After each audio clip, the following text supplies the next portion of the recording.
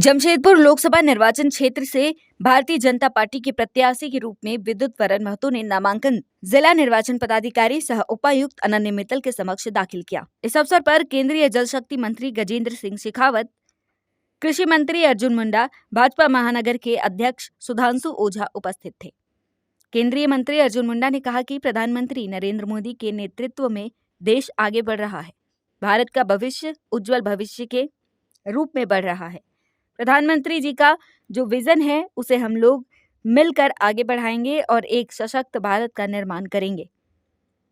वहीं केंद्रीय मंत्री गजेंद्र सिंह शेखावत ने कहा कि केवल झारखंड ही नहीं, पूरे देश भर में कमल खिलेगा और हम लोग 400 पार करेंगे। वहीं भाजपा उम्मीदवार विद्युत वरण महतो ने कहा कि हम इस बार हैट्रिक लगाएंगे। गौरतलब है कि विद्युत वरण महतो तीसरी बार जमशेदपुर लोकसभा निर्वाचन क्षेत्र का नेतृत्व करने के लिए नामांकन दाखिल किए हैं।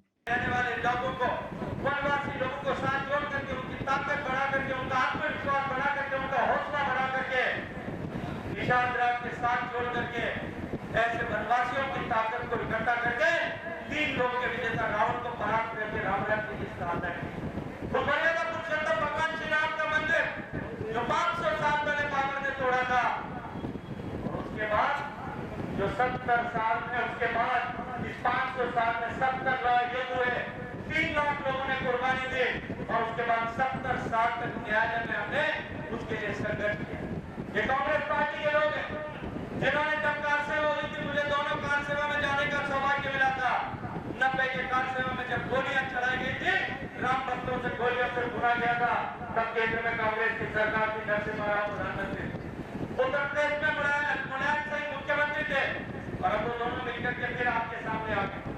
जब न्यायालय में लड़ाई चल रही थी, तब ये एफिडेविट फाइल करके देने का काम कि भगवान राम तो हुए नहीं, वो तो सिर्फ कहानी में तुलसीदास जी और वाल्मीकि लिख गए, केवल कहानी का पात्र है। ये पाप किसने किया था?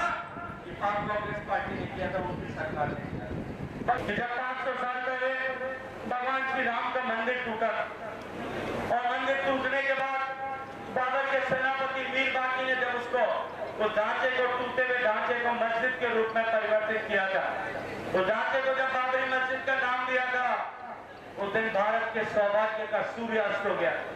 उस दिन से लेकर के भारत की संस्कृति के जितने मानबिंदु हैं, गाय, गंगा, गौरी, गीता, गायत्री, उन सब को प्रज्वलित करने के काम में उन सब का मान और सम्मान देश और दुनिया में घटा। लेकिन मैं आज जिम्मेदारी से एक बात कहता हूँ, मैं आज जिस ऊंचाई पर खड़ा हूँ, मैं वहां से सामने देख सकता हूँ आने वाले 25 साल में भारत का भाग्य जो है वो सितारा चमकने वाला है। आने वाले समय में हम खुद इस पर सर्वे करवाएंगे और सर्वे करा करके ये आपकी पटमदा और बराम जो दोनों क्षेत्रों के जो किसान हैं, इनको पानी उपलब्ध कराने के लिए काम करें। बिल्कुल बार-बार इस बात पर चर्चा करें।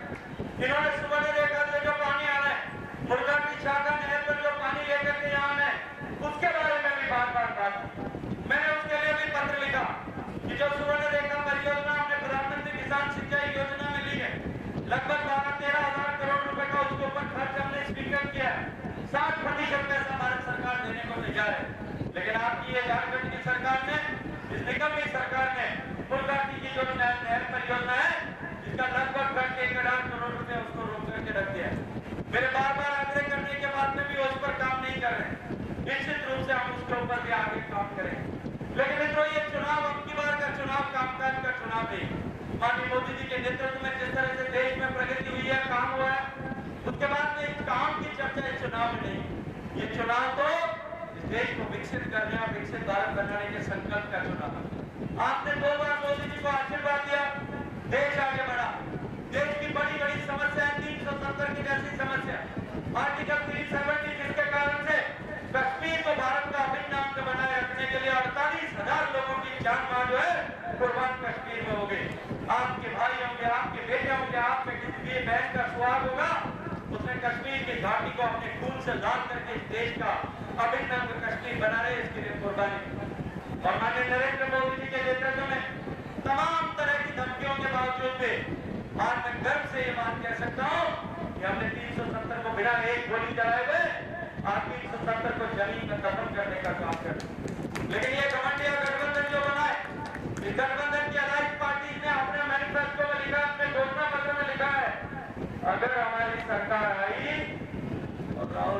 प्रधानमंत्री बने तो हम 370 लगा देंगे वहां पर। मैं आपसे पूछना चाहता हूँ, उस 48,000 लोगों की हत्या की धारा को हम अपने आप देश में वापस आने देंगे क्या? आने दे सकते हैं क्या? वापस खून की खून से कश्मीर की घाटी को लाल होने दे सकते हैं क्या? मैं इसलिए आज आपसे कहने के लिए आया कि ये चुनाव कामकाज का चुनाव नहीं है, ये चुनाव इस देश के भविष्य का चुनाव